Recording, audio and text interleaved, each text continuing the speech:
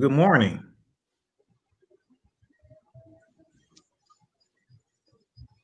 Good morning. My name is Lord Watson, and I am the founder and CEO of the Penny Foundation. I want to welcome everyone to this morning to the power of the collective. And so it's a privilege and an honor to introduce my colleagues and co-panelists for today. So Howard Hill, the founder and president of the Prosperity Foundation in New Haven, Connecticut. I'm sorry, yes, in New Haven, Connecticut. Ursula Hughes, the interim director of the Prosperity Foundation. Mark Lewis, the president and CEO of the Poise Foundation in Pittsburgh, PA. So, and they'll have an opportunity to share more about themselves and their organizations in just a little while. So, the power of the collective. This is designed to be a conversation among independent community foundations that were started by Black people with the intentional purpose of supporting the Black community. To our knowledge, there are only 3 that exist in the United States, and so if there are more than that, please let us know. We would love to contact and be in fellowship with you all.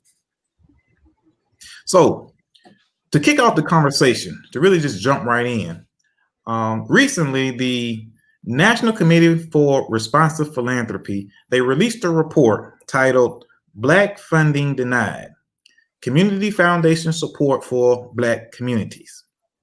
And when I read through the report, the statement that stuck out to me the most was, if community foundations invested in Black communities on per capita basis, on per capita basis like they invest in the general population, Black communities in these 25 cities alone would have been beneficiaries of $2 billion more in grant making since 2016. $2 billion more in grant making since 2016. So, Howard, Ursula, if you would tell us a little bit more about the Prosperity Foundation and then your thoughts about this funding disparity.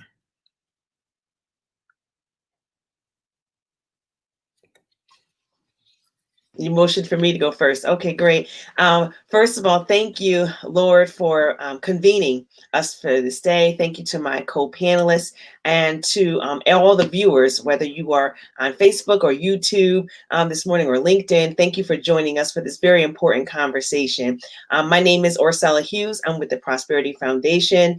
I'm the interim executive director at this time. We exist because we saw the need within our community, where we needed something that was Black owned, Black led, Black persuaded, and certainly Black inspiring. We thought of the conversation that, according to the article that you just highlighted, that wealth gap that's within our community is nothing new to the Prosperity Foundation or to any Black community. We recognize that. We recognize that through, believe it or not, through funerals. We recognized it that when families weren't prepared for one funeral, they certainly weren't going to be prepared for 2 funerals that happened within the same family within a short amount of time. This was almost 9 years ago when we saw this. And when we recognized that the problem was not just about funeral planning, it was about life planning.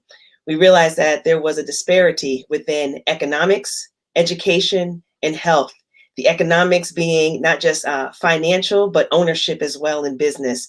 The education, not just in academic disparities, but also education of self and health, not just in physical health, but certainly mental health in our community that goes back to the times of slavery. So I wasn't surprised by that article that talked about where the Black community has lagged in funding or the disparities, because we see it firsthand. And now fast forward from 9 years ago when this Prosperity Foundation was just a embryo.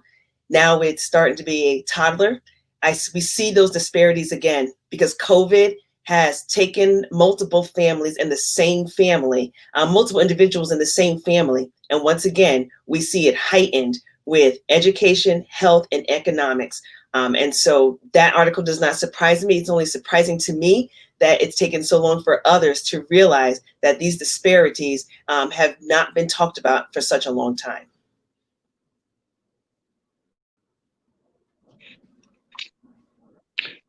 Thank you. I'm Howard K. Hill of Prosperity Foundation, the founder.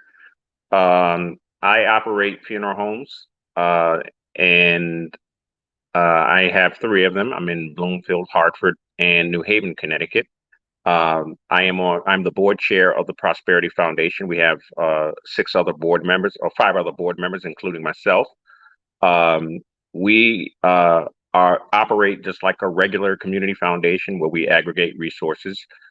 We manage them and we disperse resources back into our community in our interest area, which is health, education, and economic development. Um, to date, since 2015, since we were a legal entity, we have dispersed roughly a couple $100,000, a little under a couple $100,000 in small grants to smaller organizations that are working in our interest area.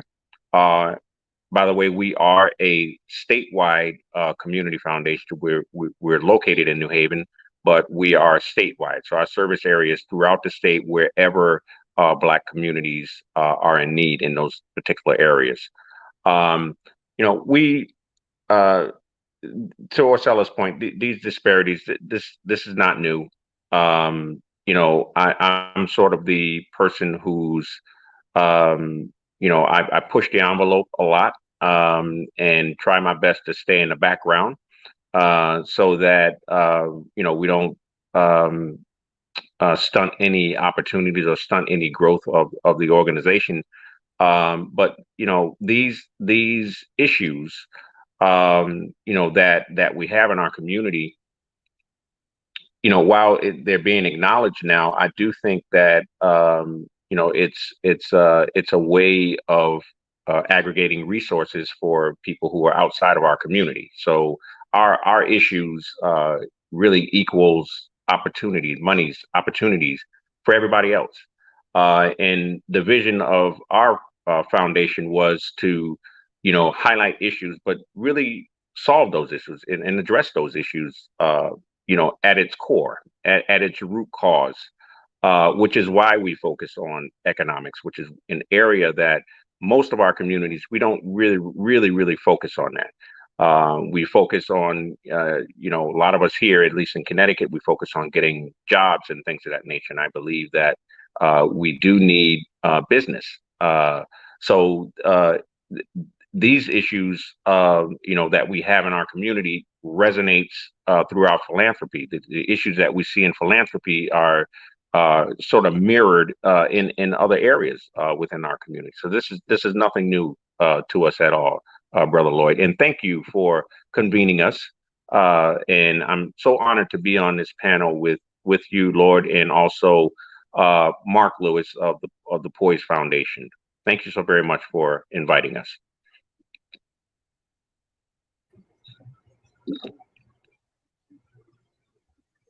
You're muted. Hey, Lord, you're muted.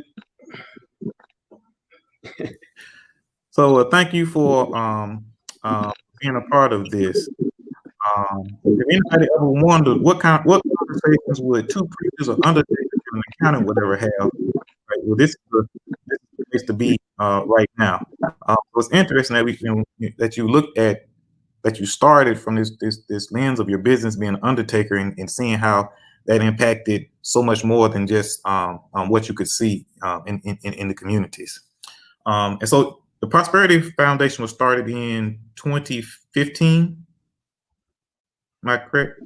That's correct. We started in 2015. Actually, we started several years prior, I believe back in 2008 or 2009, as a component fund of the community foundation for Greater New Haven. And we expanded into a legal 501c3 foundation in 2015. Cool, great. All right, so we go from 2015. We're gonna go back a few more years. So Mark, tell us a bit about the Poise Foundation and your thoughts around the disparity. Sure. Thanks. First, Lord, thanks for convening this conversation. too often as I talk to people, whether locally or across the country, they always ask, is there another Poise Foundation throughout the country? And typically I say, we're one of a few, and I always mention and lift up Prosperity Foundation and the Penny Foundation, because you all are the only two others that I know of and have had the pleasure of coming across over the last several years. So yeah, if the Prosperity Foundation is a toddler at this point, I guess that makes us an adult, maybe a mature adult. Poise Foundation was started back in 1980 by my lifelong mentor. His name was Bernard Jones, who has since passed. He created this foundation for a lot of the same reasons that you all have started the foundations that you're leading right now. The need to see the Black community develop community wealth, to become more self-sufficient, to look internally and see, how we can support ourselves, how we can support our families, how we can support our community. And the interesting thing is that Pittsburgh is one of the highest philanthropic communities as far as assets and grant making per capita in the country. We have huge foundations here that have come out of the industrial or financial industries and have accumulated a lot of wealth.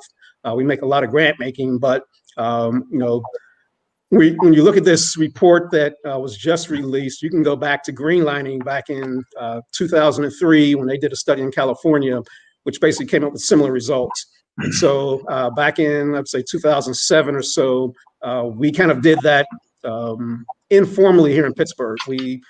Poise Foundation worked with three of the largest foundations here and just kind of went through and looked at, how much money do you actually give to, Black-led organizations that focus on the Black community.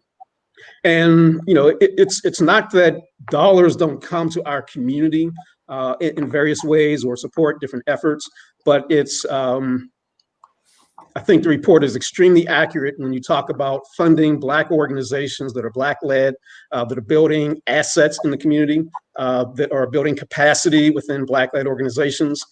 Then I think those statistics are pretty similar across the country. And so Poise was really started because Bernard Jones had a youth organization that he started. He started many different organizations, investment clubs.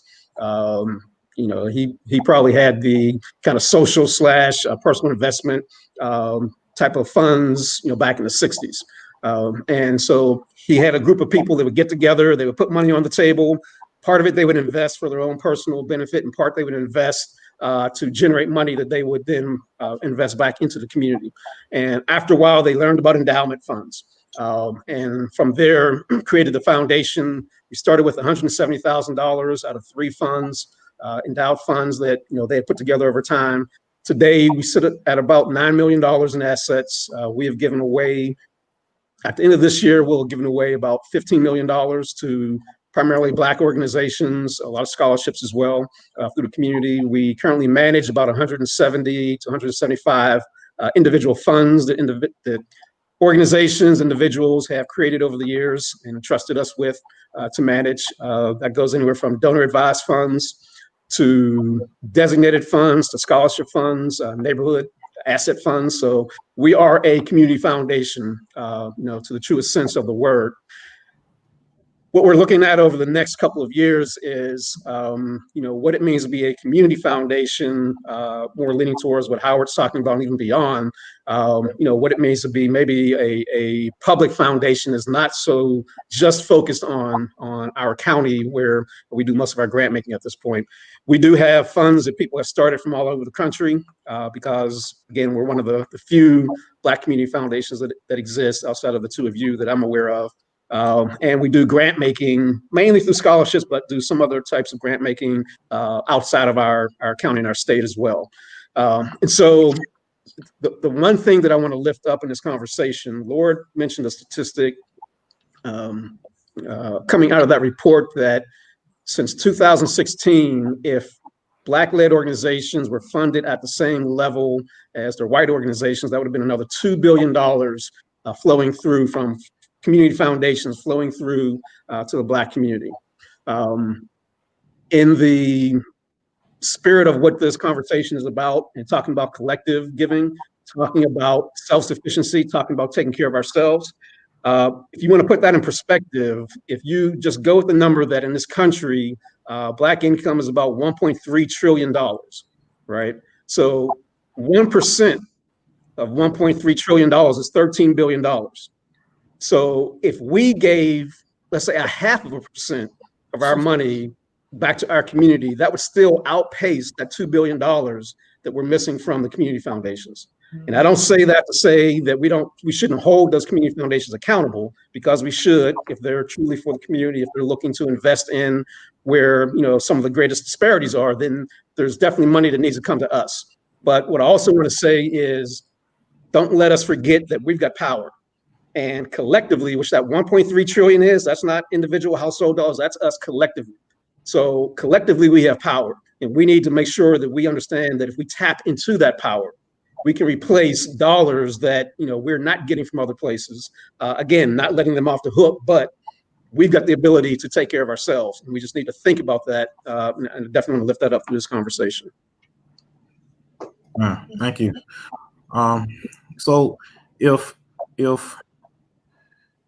the Poise Foundation is an adult and the Prosperity Foundation is a toddler, or the Penny Foundation, we've been in existence for 2 years, we are younger than that. I don't know what to call it, but we're younger than that. So the Penny Foundation is a community chest, and we're focused on eliminating economic inequality for the Black community. And when I say the Black community, I don't necessarily, when I think of community foundation and the community, I think of the diaspora. I think of Black people, so wherever Black people are at. I think for me, this journey had started back in 2003 when I first became introduced to giving circles, and had a chance to start a giving circle here locally, the Birmingham Change Fund. Had a chance to be a part of the Community Investment Network, which is it's a network of giving circles, and that's where I met Mark. But then I was in seminary in from 2007, 2010, I was looking for a model of ministry, and I came across a preacher by the name of Reuben Pettiford. And Reuben Pettiford was a pastor of 16th Street in the late 1800s. In 1890, he started the first Black banking institution in the state of Alabama. And so he would take up an offering for the church, and then he would take up an offering for the bank.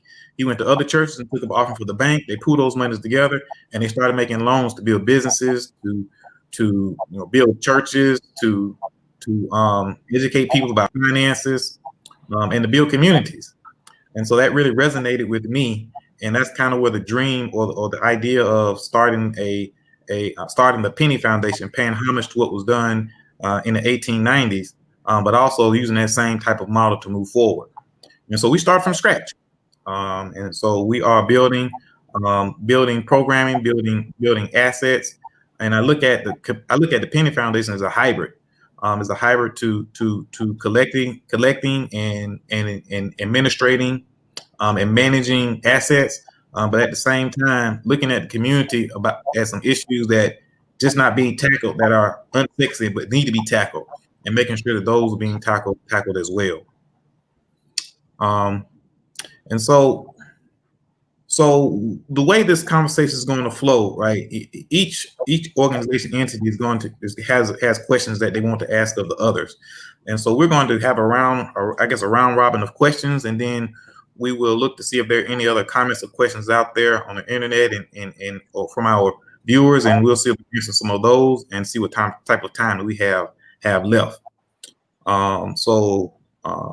Mark, I guess the first round is on you. What question would you ask of the Poise Foundation or the Penny Foundation? Yeah, so this is probably a more general question, but for me, I would just love to understand from your perspective and where you sit, both in the country, both in your state, both where you and the Penny Foundation sit within your city. What do you see are the biggest threats that would be barriers to keeping the Penny Foundation from really becoming successful? And that could be threats in our community, there could be threats, outside of our community. It's going to go back to really what you were talking about before, when you compared the Black buying power as opposed to what we missed. I think I think when I was building the foundation and I had an idea about um, who would be my target customers and audience, you know, Birmingham has a long history and has a long history of being a leader in the world, in my opinion. And it is a city that is 74% Black. It sits in a county that is 47% Black. And so I know that there is um, um, wealth in the Black community in this area. When I looked at stats as far as um, uh, charitable giving, there was a report that came out some years ago, I believe through the Chronicle of Philanthropy. It looked at charitable giving by zip code, and I pulled zip codes in Jefferson County that had 70% more African American population, and those zip codes represent about 13 zip codes in Jefferson County, and those 13 zip codes produced like $69 million in charitable giving in 2011. So, to answer your question, the barriers that I see face is educating all of us about the power of philanthropy and being collective, and then changing habits and being as far as instead of dispersing our charitable givings to being more intentional and focused and strategic in how we give, and wanting to see how our give impacts the overall community, Black community, and empowering the overall community. Yeah. Thank you. I could ask that same question to the Prosperity Foundation as well.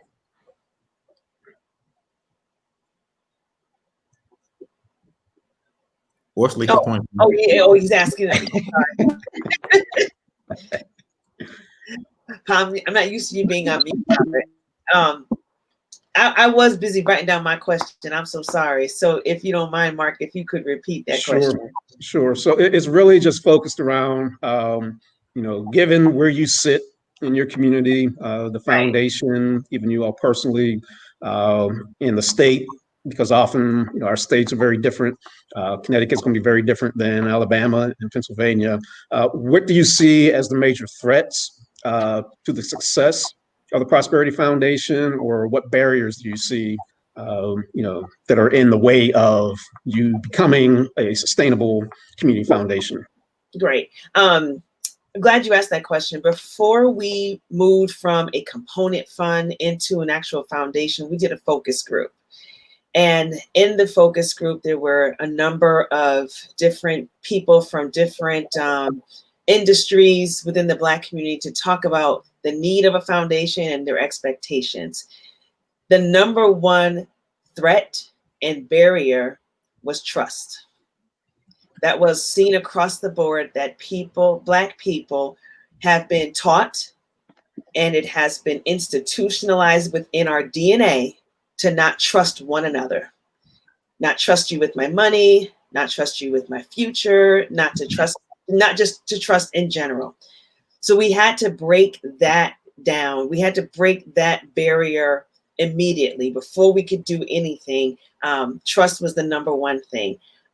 We also realized that, going into this realm of community foundation, our community was used to, going to the actual community foundations. And so we now had to show and prove that we can do the exact same thing for ourselves. So once again, that trust.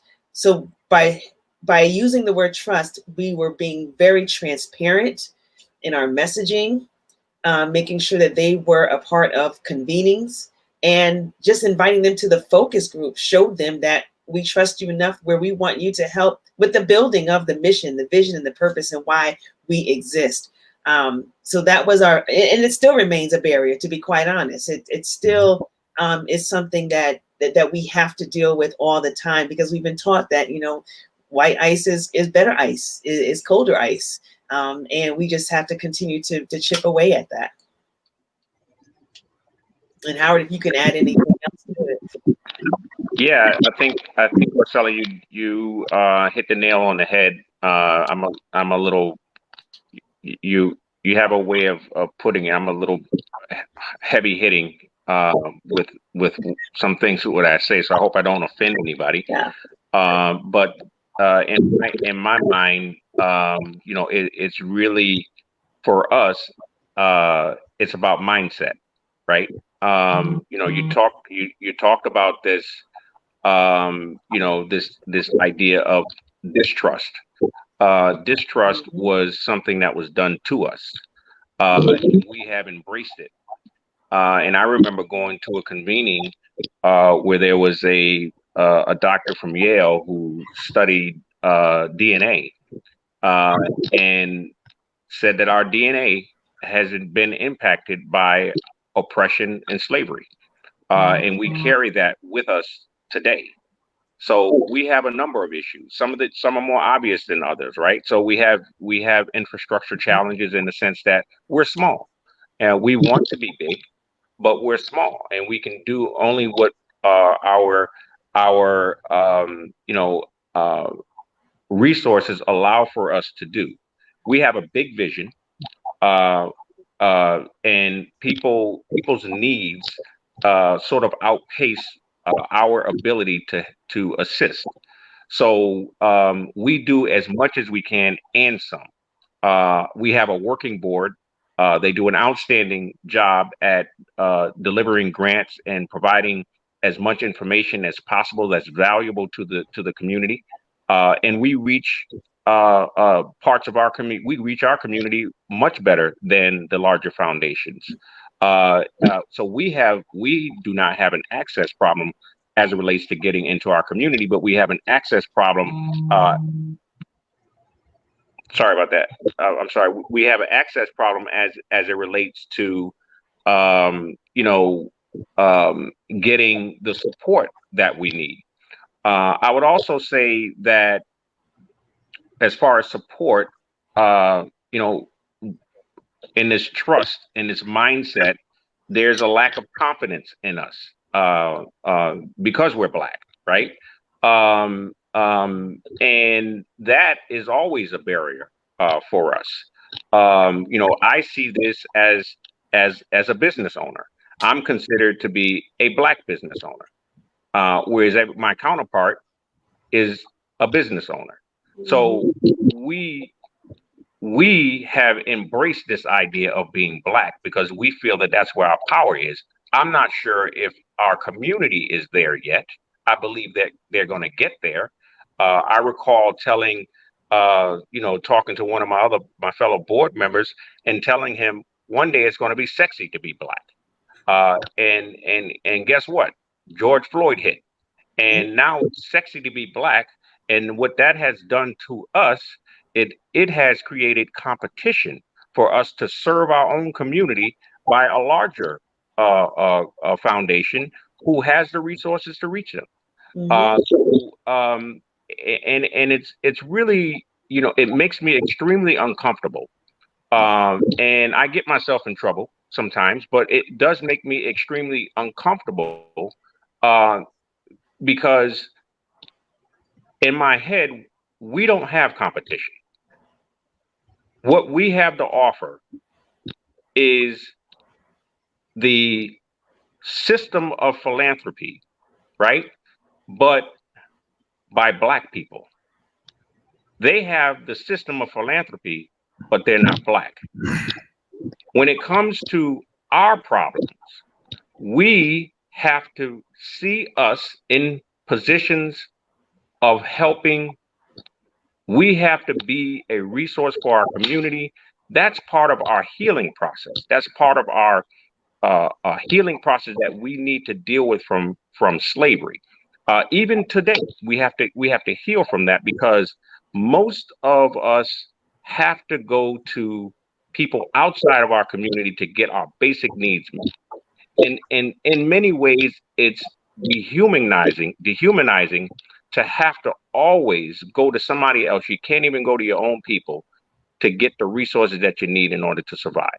So in my mind, we don't have competition, but we do have competition because in my head, to your point, Mark, we have resources right here within our community.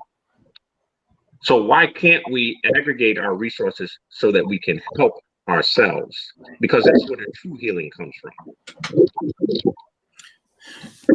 Yeah, I think to add more to that, right?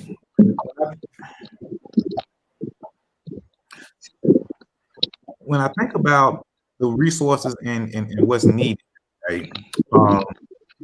And so even though we don't have competition, um, there are a lot of things out there on funding, or disposable income or charitable income, for foundations and for nonprofits and things like that.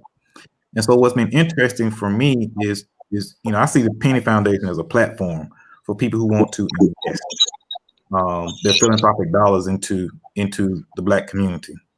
And so I don't know, it was a couple months ago, right? I had business owners come to the foundation to talk about the issues that they were having. They saw that there were businesses that were just left out of PPP and other programming and things like that. If you had felony on your report, you couldn't apply for PPP, right? So you could have been protesting, been arrested. Now you got this felony, you got the business, but you can't apply for PPP because of the felony. So you had creatives, you had micro businesses, you had a lot of entities that really represent the culture and the flavor of the Black community that was just left out, right? And so I think that the foundation for my role now, how do I figure out the people who have access to funds, right? Black and white, who can invest in communities? How are we that bridge in order to make that happen for them? And so, as I think about this not having competition, but it's also about building a platform for people to be able to do it in a way that we haven't done it in the past. So it's still new. It's a new concept. Right. Yeah, and before we move on to the next question, I just want to lift up. So there are three key words that I heard from both of you all, from both foundations, and that was education, habits, and trust. And I think those are three key words because they are foundational to the success of our organizations. They're foundational to the success of collective giving. And so from educational perspective, as Black people, we need to understand that philanthropy is not a new word. Well, it's maybe a new word for some people. It's not a new action. We have been philanthropic, for thousands of years, if not even hundreds in this country. Slaves had to be philanthropic by sharing certain things just to survive within, their situations. Even after slavery, and even I can remember growing up, that in our communities, we would share different things. We would give without an expectation to get that particular thing back, right? That's philanthropy. And so we need to understand that this is not a new concept that we necessarily need to learn. It's a concept that existed for a long time, maybe got, preempted from us, or we moved away from it because it took on different names or different looks, and because organized philanthropy, because of its how large it is, and when you have individuals who are now billionaires, we look at that as a person that could be philanthropic. We forget that we have been philanthropic for centuries, and so what we need to do now is go back and relearn, right, our history, relearn how we have made it with all the barriers that we've had in this country as Black people, how we've made it this far, right? And as we relearn, we need to think about trust and what trust means, and why is it so easy, as Ursula said, to trust others. We could go to Walmart. Walmart could screw us over 10 times, and we'll be right back there the next week. Right? We will, because of the internet now, we will buy goods from China, have no idea where it's coming from. We trust that we're going to put that card in there and we're going to get a good or service back, right? But have no clue, right? But then when it comes to our own community, we have these big issues. We put these big walls up, right? So education, learning that trust, and then changing that habit. How do we begin to change that habit so that we do begin to depend on each other once again? And again, I'm not saying that we, discount government, we discount other foundations, but, we can't discount the fact that we've got resources that if we changed our habits in small ways, not change your whole lifestyle, small ways that we can make a huge difference in our communities. Cool. Ursula, so you're Yeah. writing down questions. What do you have for us? Yes. I was going to ask Mark this question, since we were, joking about where we are in our stages of the growth of our stages of our community foundations, embryo, toddler, adult, teenager, whatever it may be. I always use that reference because, as a preacher, I go back to the Bible. When I was a child, I spoke as a child, I thought as a child, and when I became an adult, I put away childish things. And that's to Howard's point about the mindset, how we were in the beginning. That was our embryo. And, as we grow older, we start putting away things. Mark, at what point did you feel like, or how do you gauge the development of the Poise Foundation to no longer be the beginning, but an adult, realizing that none of us will actually ever see the full fruit of our labor? We Right. will all be gone.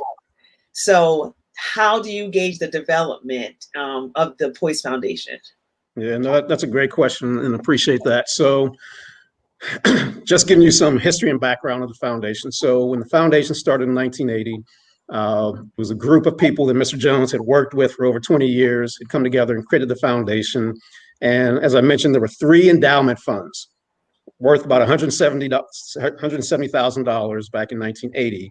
No operating income, right? No operating assets, no operating money. So for the first 16 years of the foundation, it was basically a volunteer-run organization. Wow. Right. And it was run by the board. I started doing some work. So my background was public accounting. I worked for 2 of the big 4 public accounting firms, for about 13 years. During that time frame, when I first came back to Pittsburgh after school, a couple years into working, Bernie Jones asked me to do some financial consulting for the foundation, which basically meant, I became the accountant for the foundation. And we were still small, and he was old school. All his stuff was written down in a ledger. There were no computers, no Excel, nothing like that. Every donation that came through, he had written down on a ledger somewhere. So I came in and, kind of changed a lot of that, become more automated. In 94, I think I joined the board of the foundation. And so it was, again, a foundation pretty much run by volunteers. We were still doing grant making. At that time, we were successful in beginning to build assets coming in, different funds coming in. But, it was a journey. In 1996, Bernie Jones retired from his full-time job and became our first employee of the foundation and the only staff person of the foundation. So he did that from 96 to 2002. In 2002 or late 2001, he became ill, suffered a stroke, and we knew he was not going to recover at a certain point in time. At that point in time, I decided as a senior manager at a major accounting firm that I was going to leave that position and take over the foundation because of what he instilled in me about continuing on, about building, about control, self-control, all those things. And that was not an easy decision. Small foundation, working at a major accounting firm. Right. Coming down to a small organization. So that was a huge decision for my family, as well as change of really industry or function. And so from 2002 to 2008, I was pretty much the only staff person still with the foundation. I brought on a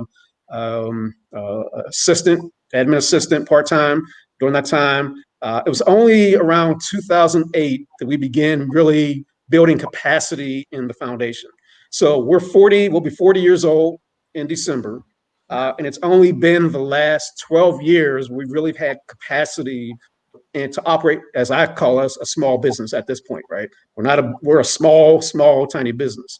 So, it is that journey, right? And so I don't know if I probably would not look at ourselves as being really, truly an adult until we have enough assets under management that those assets generate enough administrative fees that we become self-sufficient. We're not there, right? So we may be an adult as far as age, but as far as when I look at an adult, I look at that as somebody who can take care of themselves, who is mature to a level that, and they've got the skill sets and everything they need to take care of themselves. We're not quite there yet, but we're making huge strides over the last several years. So now we're up to 10 employees. Nice. There are a few in fund development, several in, well, few in on the grant making, scholarship program side, some administrative support. So we're still in that process. We are still getting there. The sad thing to me is that, again, being only one of a couple foundations and us being around a lot longer than your foundations have been, there's no reason why Poise Foundation right now should not be a $100 million foundation. But that goes back to the prior conversation: education, trust, and changing habits. Right. Thank you. I'm glad you really detailed that journey. We are in a Instagram, Insta moment world where people want everything right now. And so that's why I wanted to ask you about to gauge your development, because it gets frustrating in the journey as we're trying to build. And so, Lord, to your organization that is just a few years younger than us, can you speak to, for all of our viewers who are out there, thinking about their dreams of what they would like to create and even build upon, because our topic of conversation is about the collective of our power. Talk about, or inspire someone that's listening right now to understand that the power is when we come together, and especially when you're brand new and trying to get off the ground. Yes, definitely. So one of the mottos that I always talk about, one of the things I always talk about at the Penny Foundation is that money doesn't inspire people. People inspire people. And so at the root of our work and at the heart of our work, it's always about the people, right? Decisions that are made, are there any unintended consequences about the people? And so as long as we keep that focus, then it kind of guides our direction, and it's our compass of what we do and where we go. The important point about that is, and what I'm finding out is, it takes however long you think it's going to take. It's going to take a little bit longer, but nevertheless, it's worth it. Yes. It's worth it because I think you can see the need. You can see how to solutions for the need. But if you're like myself, I had to carve out this career. I want to work in philanthropy, in an organized philanthropy from a community philanthropic lens. And there was not space. I didn't feel like there was space for me in this area to work in that field. So I had to create it. I think it goes back to who we are as a people.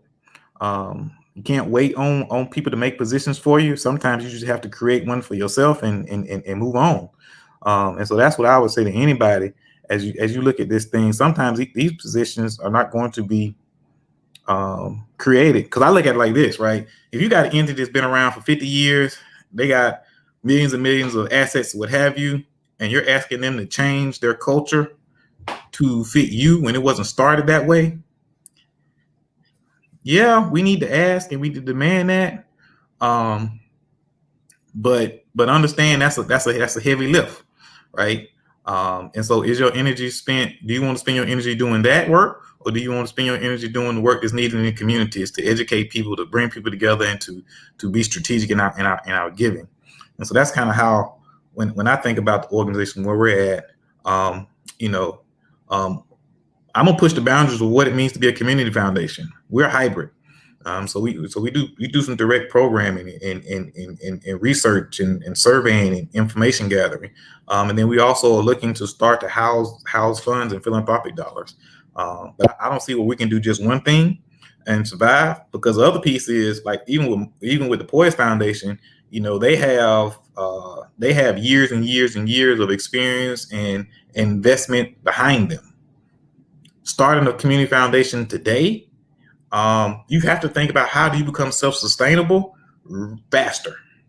Because I don't think you starting today will have the same length of runway that the Poise Foundation has in order to survive. And so that's what I focus on. How do I begin to create revenue whether through administrative fees or what have you, in order to sustain the operations of the foundation, because that's when you're really free and can really start to talk and to speak and to move in communities in a way that we haven't been able to do before. Yeah, just to add two things real quick that came to mind, Lord, when you were speaking. One, we talk about I think Ursula may have said, none of us are going to see the fruits of our labor. So there's a scripture in Proverbs that basically says, a good man leaves an inheritance for his children's children's children, right? And the point of that to me is that, what you're building is going to benefit generations, way down the road. And so we always have to think about that this is not a journey that we're on that is just, for us to see, for us to get accolades, for us to reap benefits for. This is something we're putting on, or that we're involved in, that we're looking for others to begin to build, right? So however far I take Poise Foundation, when the next person takes over, hopefully their journey is not as hard as mine was, which was not as hard as the founders was, but they continue to build. And they'll be looking at 100, 200 years. And that's something that we fail to do a lot. We become encapsulated in this microwave society that we forget in 100 years people will still be around unless the Lord comes back and says that's it, right? And so because we don't know when that time is, we have to set the foundation for that time. And then the second thing is just outside of our endowment funds and outside of getting donations coming into the foundation, we do exactly what the Lord says. So we have several different lines of revenue generation for the foundation as well. So we act as a fiscal sponsor for a lot of different programs in our community. Some of those are 501c3s that may not have capacity. A lot are just programs that are not 501c3s. So, we probably have about a million, over $1 million every year come in, focused around fiscal sponsorship. Now, we don't get that $1 million not for the foundation per se, but we take a fee off of that. We do a lot of scholarship administration. So Poise Foundation is the scholarship administrator for the National NAACP. Most people don't know that, but if you apply for a scholarship through the National NAACP, you're coming through Poise Foundation for that. We charge a fee for that, and we're doing that locally for others as well. So you're right.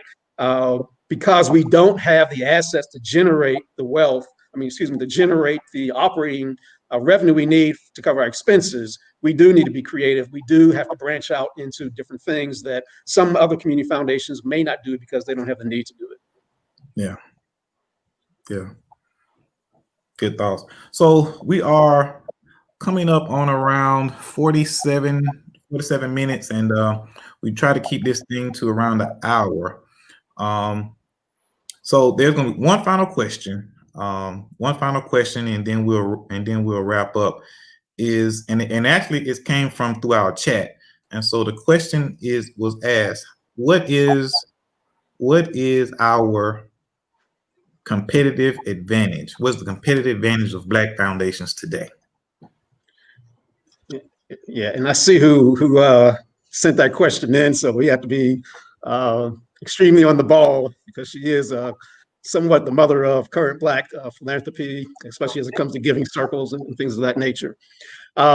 So I think, to me, one of the greatest advantages of two great advantages of Black foundations today, competitive advantages, are one, people have asked Poise Foundation, so with the social unrest and everything that's happening, what are you guys doing around social unrest? Are you creating a fund, which we do have a particular fund around human equity and justice, but as a Black community foundation, social justice is who we are, right? We didn't have to pivot or shift like a lot of foundations are talking about today to figure out how do we address this issue.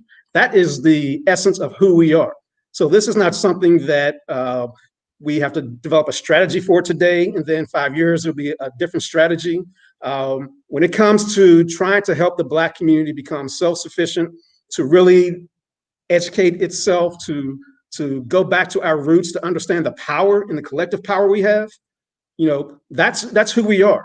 And so our convening is really around that particular topic. No disrespect to larger community foundations, but the Pittsburgh Foundation, where I am, do they invest in the Black community? Yes, but they have a whole community, right, is their focus. Okay, and so for us, we are laser focused on the Black community. So to me, that's one advantage that we have, is that we are just, that's who we are. That's our natural DNA. And there was a second piece that I thought, the other piece that I'll mention is just our connection to the Black community. I don't have to, when things happen, the social unrest happens, when the disparities exist that are talked about, and we have report after report to talk about disparities for the last several years. I don't have to think, what does that feel like? What does it feel when, your jobs are lost first? What does it feel like when the companies that are in your community don't get funded, right? I don't have to empathize with that. That is part of me, because I'm part of that community. So that connection to the community is much deeper and much greater than, even if you're intentional, right, to be other communities, you're not of that. So, that trust should be there in a much greater way. And I think our trust within our community is much greater than it is with other foundations, simply because it's not just empathetic, but it's actual lived experience for us. Great. Ursula, Howard, what are your thoughts on that? What is the advantage or strategic advantage of Black foundations today? Howard. Yeah, I think, Mark, I think you nailed it. For us, we are of our community. We are Black. I like to think of the color of our skin as an asset. And so we do have a connection to our community. There is natural empathy that happens. But for us, we're not doing everything. So we're focused, and we have 3 focus areas: education, health, and economics. So we look for organizations that to work with organizations that are working in our focus area, because we believe that when we focus in those particular areas, there's a trifecta thing going on where our community will begin to see more rapid results in areas of improvement that we're seeking. So I think the laser focus for us, that's our competitive advantage, and our natural empathy, our connectedness to our community. Yeah. Ursula, did you have anything else to add? Sorry. No, that really is our advantage.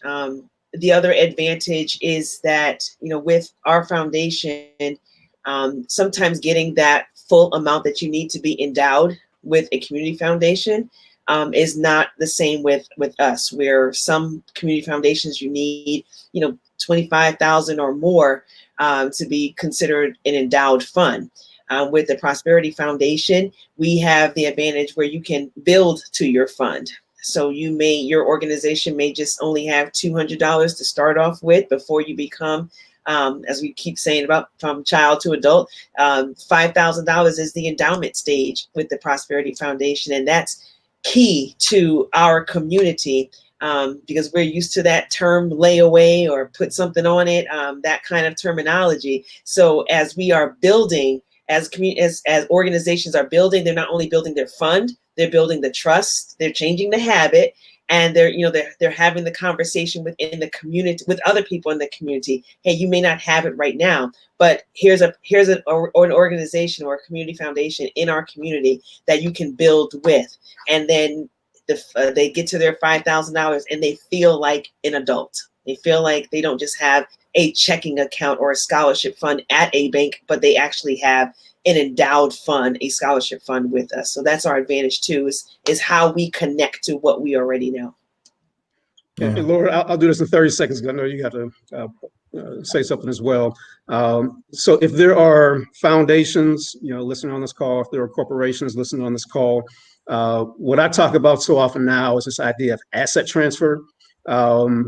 One of the issues that we have as small foundations, it goes back to, I think either Ursula or Howard mentioned earlier, is this idea of trust, that we don't know how to handle money, that, Poise's been around for 40 years. Prosperity will be around for 40 years at some point. The Penny Foundation will be. So there is staying power, that we have. We need at this point for these organizations that have these great assets, right? To think about transferring some of those assets to us, not grants, right? Because grants mean that there's a program that needs transfer assets, whatever that looks like, to these foundations. So these foundations, I was in a conversation the other day, and someone mentioned the fact that we need to be able to be entrepreneurial and be able to have the opportunity to fail, right? Yeah. Pick up and then move forward, right? With very few assets, we just don't have that opportunity. And so if you want to really help the Black community, build assets in the Black community, because assets by definition have a future value. Yes. Yeah. I agree. I wish I had already gone and we could have ended on that, but I haven't. Right. So, That was a good but this point. is that's the truth. That's the truth. That's the truth. So with the Penny Foundation, I always tell people that we do not serve the community; we are the community, and that's our competitive advantage. That when it comes to finding organizations and people who are doing tremendous work with little to no resources, we can do that. And if they had more resources, and they can do what they're doing well with no resources, they can do it that much better. Right. And so when we're talking about transforming, making systemic change and transforming communities and empowering people in communities, there's like you've already said, there is a cultural gap that we don't have to explain, that we don't have to understand. Not that all Black people are monolithic, but there are some shared experiences that we just don't have to explain when we enter into a Black community. And so there's so much more that we can talk about. We do want to respect people's time. So if there are other topics that you want, the people out there who are viewing this, if there are other topics, or if you think this is valuable, we should continue to do this on a regular basis. I think that we would be open to it. We just love to hear about topics and things like that. So if you have, I want you to kind of piggyback, and I'm gonna let Mark close that out again because he needs to make that statement one more time about supporting. So if it's your national trade associations, you should have a fund at these foundations. If you are a fraternity or sorority, you should have a fund at these foundations. Type that on Facebook. Yeah. Type that on Facebook. If you are a alumni association of a high school or what have you, you don't have a 501c3, but you're getting together doing functions, you need to have a fund at these foundations so that we can put money back into, so that you can have a say in how money is being used and put back into educating those who come after you. There are all kind of ways to support the foundations. It's just being intentional and having the desire to want to do it. Right. Right. Yeah, so I'll just add, to that. As this conversation was being framed, we just talked about the collective, and that's what it really comes down to. So in Pittsburgh, I always talk, in frames of dollars. The Black community in Pittsburgh has about $4 billion of annual household income. Think of what it would look like if we just took 1% of that, $4 billion, on an annual basis, right, and invested it back into our community organizations. And I would even say take 5% and spend it on Black organizations. 5% of $4 billion is $200 million a year, right? Again, it's the collective. And if we can collectively begin to think about the difference that can make in our communities, we can change the disparity reports. We can change opportunities. We can change a lot. And again, I don't want to take the foot off the pedal about organized philanthropy that already exists, that's sitting on billions of dollars, where if you took 10 million and put it here, 10 million and put it there, wouldn't make it that much of a difference to you. But it could be a huge difference to foundations, our foundations, who could do some tremendous work and promote tremendous growth with that. Good deal. Good deal. So again, I think in the chat, I see more questions coming in now. But we have run out of time. We're gonna do our best to answer those questions and to reach out to individuals who are posing these questions. To support the Prosperity Foundation, make sure you go to www.tpfct.org. Again, that is tpfct.org. You support to support the Poor's Foundation. You can go to, I'm scrolling back through, I believe it's poorsfoundation.org. That's correct. Yep. Had it memorized, didn't even know it.